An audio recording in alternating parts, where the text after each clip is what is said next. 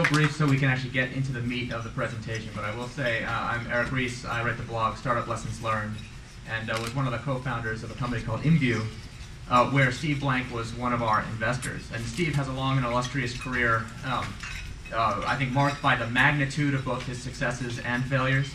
So everything he does, he's done to extremes, and I think it's that extreme outlook that has allowed him to really generate what I think is one of the most extremely insightful theories for startups called customer development. And I'll tell you one little anecdote about Steve.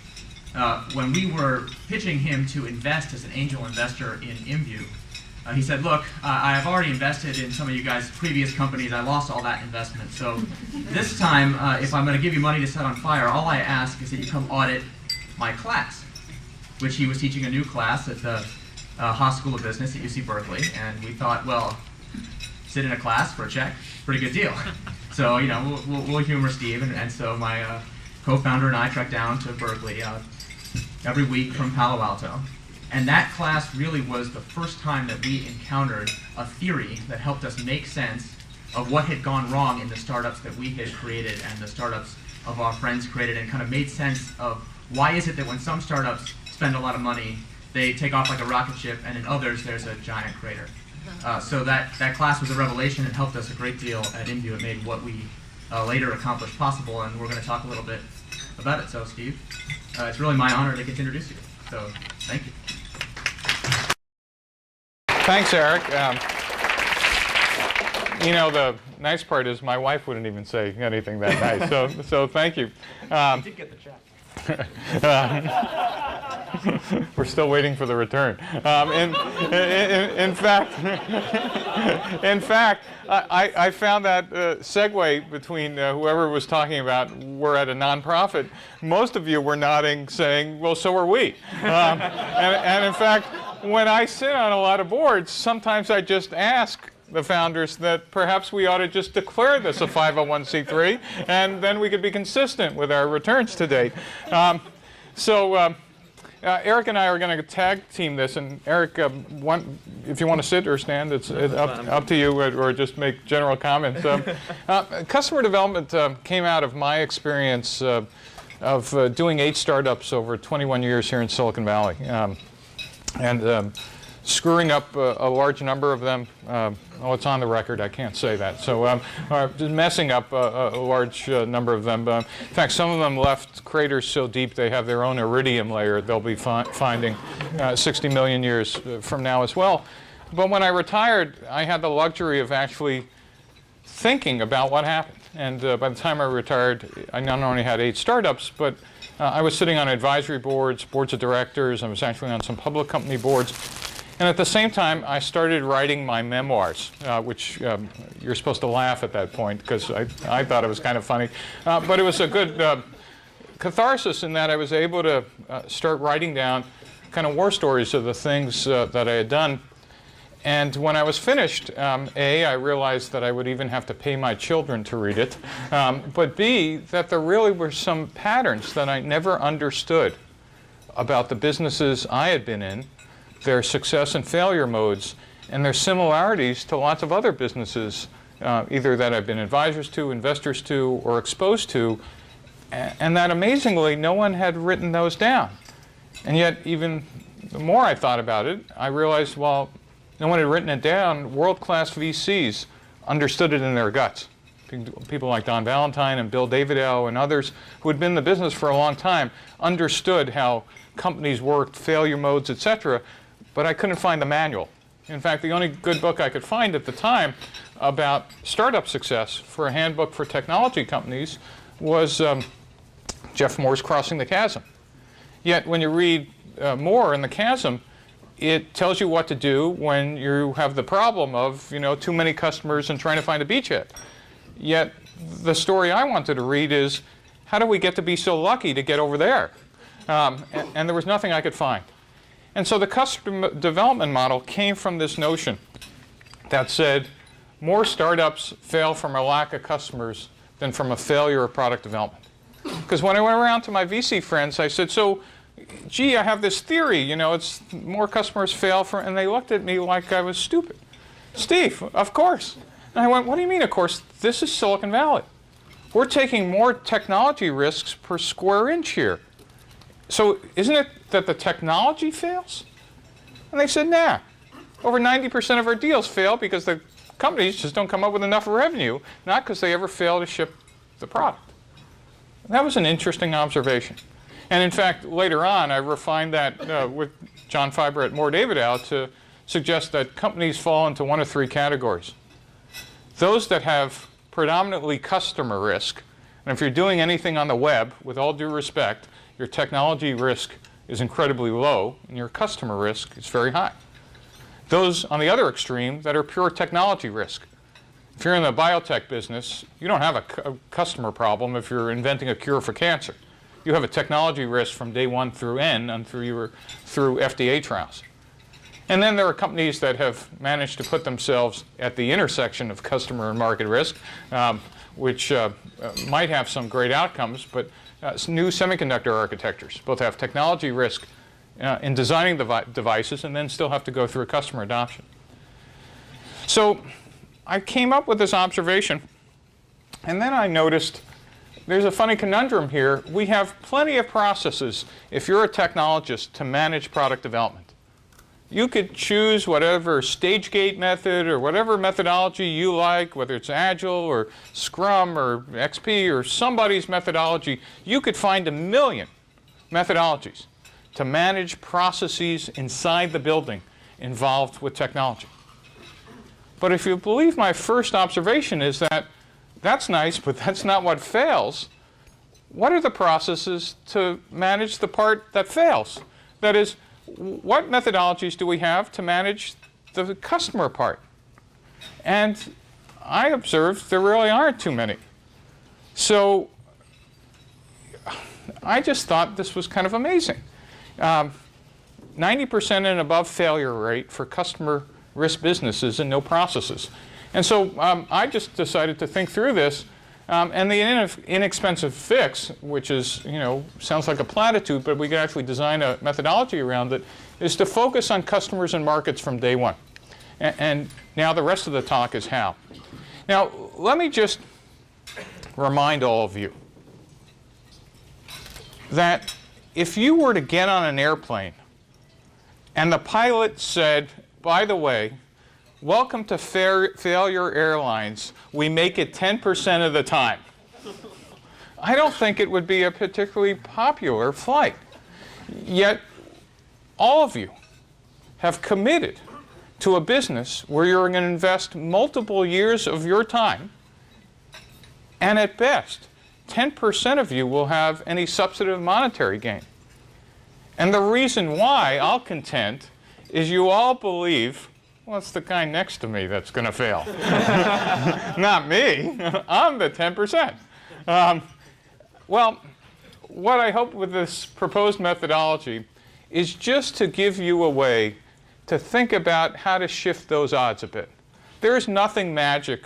These are all the caveats up front. Nothing magic about this customer development methodology that guarantees success. There's nothing magic about it that says follow this and therefore liquidity, and here's a picture of your new house, and your car and what. It doesn't work that way. What I propose is, given this environment of economics, your alternative is building a process that fails at the end and you don't have enough cash to iterate. And so therefore I want to offer the customer development methodology as part of Eric's lean startup thinking to figure out how we could build companies that fail fast and often on the path to success. And so this is the canonical product development diagram. I used to make the joke in my class that even the waiters in San Francisco could draw this diagram. Until one of my students raised their hand and she said, well, we're waiters in San Francisco because we used to be .com CEOs.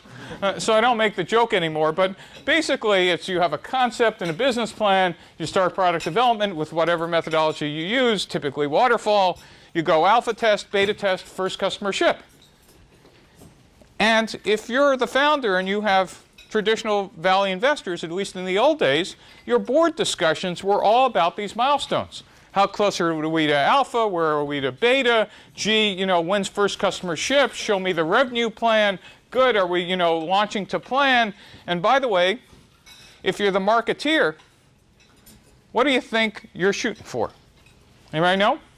What are you shooting for, marketeer? Big Bang PR launch. Here, you bet.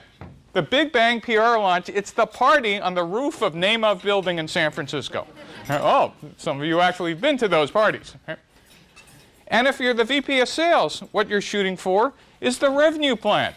And the revenue plan was a spreadsheet that the founder put together at the last minute when somebody said, has to be 100 million in 5 years. And said, okay, you know, I think we just have one canonical plan we all share among each other. And the VCs are laughing because they know they'll cram you down later when you don't make those numbers. But they always hire a VP of sales who looks at that like it was calculated based on something you knew. So I don't think this works well in a lean environment. I don't think it works well in a regular environment. It's just that VCs had a lot more money to give out. I don't think those days are coming back soon, or at least soon enough for anybody here or watching. So if so, and I also think the VC business, just as an aside, is changing its scale with probably a order of magnitude 0 shift. And we're, by the way, getting back to how venture was run in the 70s and 80s in Silicon Valley, which is not irrational or bad. It just means that the amount of capital going to be invested in companies is going to be substantially lower. So the alternative to this product development model is a process that says, wait a minute, we've been managing sales, marketing, and business development on a diagram that really is designed, and a process that's designed to get the product out the door. But we don't have a process that manages the stuff going on outside the building. We've been layering sales, marketing, and biz dev on some engineering diagram. That's a fundamental flaw. There's nothing linear about what you find out about outside the building. My observation is as follows. For a startup to be successful, you need a separate process to test all the fundamental hypotheses about customers and markets and business.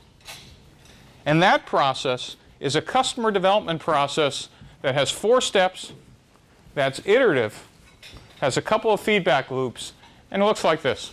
4 steps. 4 steps are customer discovery, customer validation, customer creation, and company building.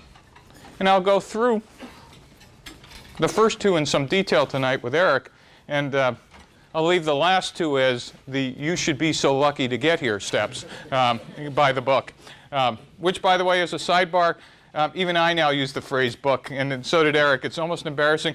The 4 steps to the Epiphany, if any of you ever actually do buy a copy, is printed on tree bark, number 1, whose cover was designed when I had a migraine headache, and is actually a copy of my class notes that I got tired of Xeroxing for my students and put on Cafe Press to print out because I'm on the board. So that's what you've been buying.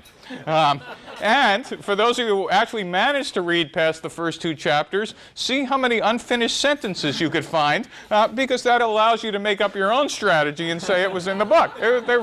I'll claim that was on purpose. In any case, the first 2 steps are really the iterative process right here. This is the lean part of customer development. And it looks pretty simple. It's 2 circles. How difficult could this be? I'll contend that this is the part that most startups just kind of either zoom by, ignore, or just give words to, but never quite do. Here's the key ideas. Number 1, as you could see from the previous diagram, is customer development is a parallel process to product development. It's not a substitute, and more importantly, it doesn't happen in isolation. When Eric comes up and chats, you'll see that these processes, though I drew them in parallel, are actually tightly linked and synchronized and are iterative. 2 is They have measurable checkpoints. And for those of you who have ever worked with sales and marketing and the word measurable and checkpoints, you might have discovered an oxymoron right there, with an emphasis on the last syllables. And I could say that being an ex-marketeer. We are, for the first time, going to give measurable checkpoints to progress that you make in understanding your business. And it's not about how much code you wrote. And it's not how many features you have. And more importantly, the customer development process is a radical notion. It's not tied to some engineering notion of first customer ship. Whoa. What does that mean? What do you mean it's not tied to first customer ship? I'm done with the product. Don't we launch it? And just to make the interesting point, no, you're not. Not if you don't know enough. And I'll explain that in a second. And there's a notion of something called market types, which I'll go through. And the big idea is that the emphasis is on learning and discovery versus execution. One of the great things about entrepreneurs, which all of you here and all of you watching over the web have that most normal people don't, is an irrational passion for execution of your vision. That's why you're entrepreneurs. You're certifiably crazy. But that's what makes you special. That's also what gets us in trouble, is because we confuse our passion with facts. Or else, who would be crazy enough to go do this? What customer development is saying is that I'd like you to take 10% of the neurons that are dedicated to passion and execution, and maybe if I could get you to use 20%, it'd be even better, and actually realize that what you're executing are probably just hypotheses. And I use the word hypotheses in my business school classes because they pay money for that. But in the real world, they're called guesses. And so if you really strip out what I just said, entrepreneurs are executing because they're guessing. And you might do it with passion, but you're still guessing. So what I'm trying to suggest in the customer development model is that we substitute some of that energy about execution on guesses into an iterative loop in what I call learning and discovery, and build that into the process. So the first step is customer discovery. Now, when I was an entrepreneur, I'd put together a slide deck and go out and raise money. It was a great deck. In fact, don't tell anybody, but I don't think I ever wrote a business plan. I think I got up to 12 PowerPoint slides and that was it. And I'd go out and pitch the whatever, and I'd pitch it until I got money. And sometimes John Doerr would give me money. Boy, in Silicon Valley, getting funded from John Doerr and Kleiner, you've been blessed by God. God has just said that this PowerPoint deck is perfect. There is not a single thing wrong. John Doerr, money. So what did I do as an entrepreneur? What did I do with that deck? I changed the last slide, which in fact one line, which said I need $10 million. And I removed that line and kept the entire deck and said I need an order. This deck has been blessed. It must be perfect. And I took that deck and went out, since I just raised money, founded a company, whatever, blah, blah, blah. I got a revenue plan and started selling. Well, some of you are going, yeah, okay, I'd love to have that problem. I think that's where every startup goes south, that first day. I think you need to put the startup deck away and go back out and start listening. Because in your deck or in your business plan, which I now actually value more than I did, what you think is a plan is really a summary of assumptions or hypotheses.